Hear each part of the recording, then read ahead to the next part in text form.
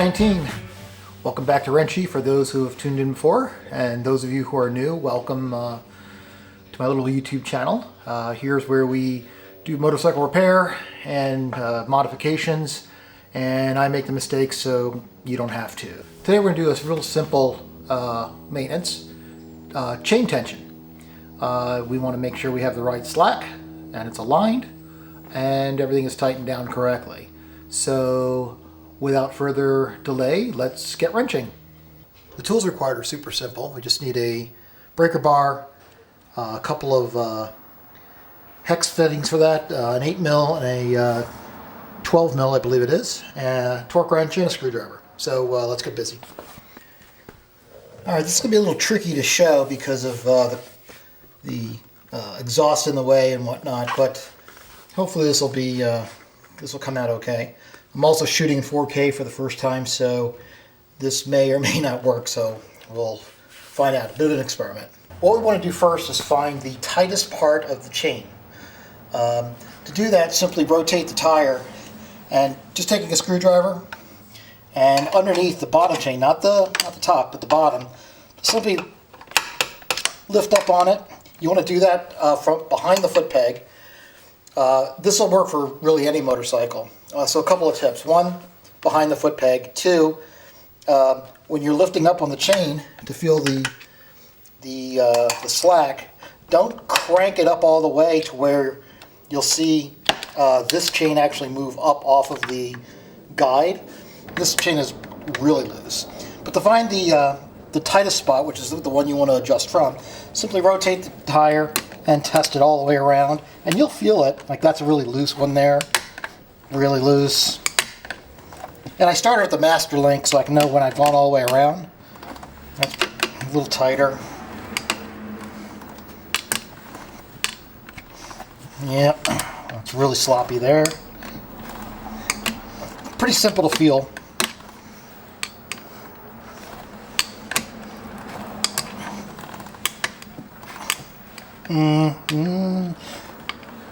Feels a little tighter here.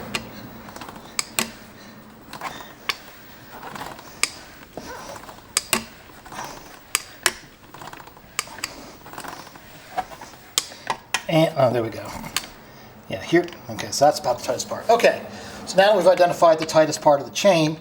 Kawasaki's done a pretty good job in their design here. It's kind of, I think it's unique. I haven't seen it before in other bikes, but I haven't seen that many other bikes. But what's pretty typical is there's an adjustment screw, a bolt here with a couple of nuts on it, one on each side, that as you tighten the nut, it draws the axle back in there, and you tighten up the other nut on there and lock it down, and there you go.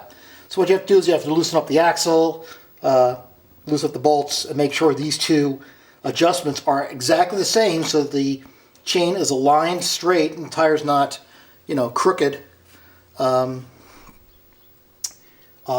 of alignment. Kawasaki's done something a whole lot different. Number one, you don't have to loosen up the axle. You simply loosen up the two pinch bolts here on each side of the axle, and they've got this cam system that rotates around the axle, and as you rotate the cam, the whole axle moves by itself and equally, so it's always in alignment. So it's really easy to do. So here, we'll show you how to do that. So first thing is to bust loose these pinch bolts. So we'll need an 8mm hex head and a breaker bar or ratchet. Just loosen them up. So to adjust it, simply take your 12mm hex head in there, in the cam, and as you rotate this, you can see down here, our chain, as I rotate it backwards, moving the axle back, you can see how it tightens right up. Well, that's way over tightened, and as I turn it this way, it loosens up. And that's all there is to it. Just grab it on one side, take it in the slack part of the chain where we measured, and that's a little tight. And now you can put a ruler up there and measure it to be really anal about it if you'd like. If you've done this enough times, which I'm hopefully you have, you know what the right tension looks like. You know what about 1 inch or 3/4 of an inch looks like, and that's about it right there. So with that end, all we need to do is tighten up the pinch bolts. And we'll grab our torque wrench and set it at 48 foot-pounds. And I'll do the other side first, just to snug it down. Then we'll tighten down together.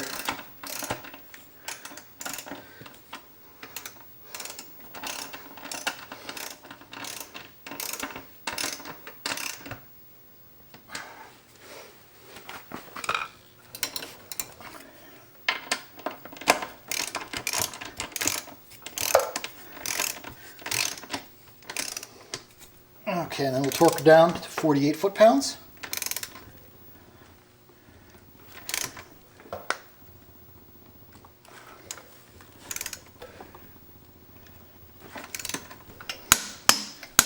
There we go. And the other side. There we go. That's it. One more time, we'll just double check. That looks good. And we can go around the chain just to double check it. And like I said, we just tightened it at the tightest part of the chain. So we are going to find a little bit looser in some parts, like right there, which is fine. That's what we want. And that's it. Some of you have commented and asked about specifications on a lot of the work we do here, and you know, I reference the owner's manual. This is for the 2012. I also reference the owner's manual for the 2016, as well as a shop manual when doing something more sophisticated like clutch work, for example.